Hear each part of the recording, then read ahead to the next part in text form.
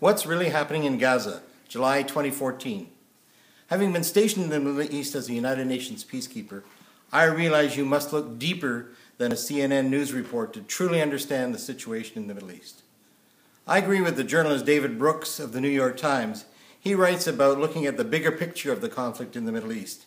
He also believes we naively view the current conflict as the same old 70s wars. But the context for this recent conflict has dramatically changed since the 70s, and this war is much bigger than an Israeli-Gaza conflict. The Arab world is now very divided and has many more conflicts amongst themselves than with Israel alone.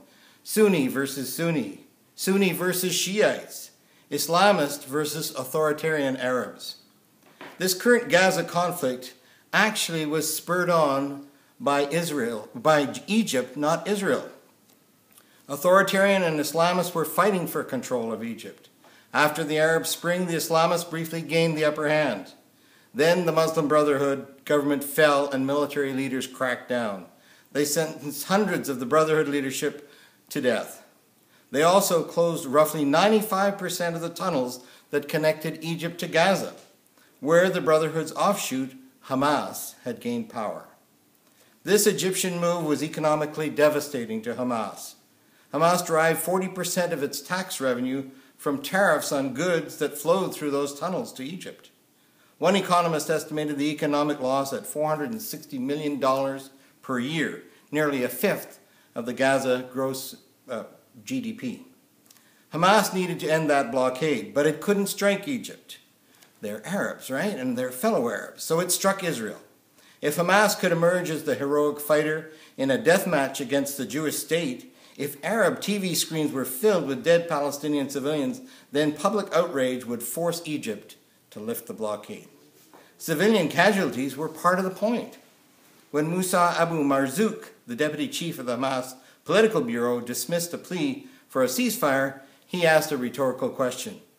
What are 200 martyrs compared with lifting the siege?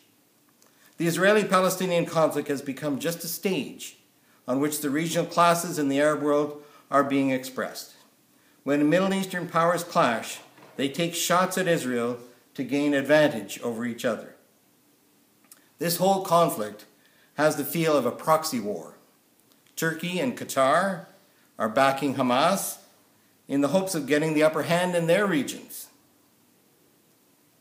against Egypt and Saudi Arabia.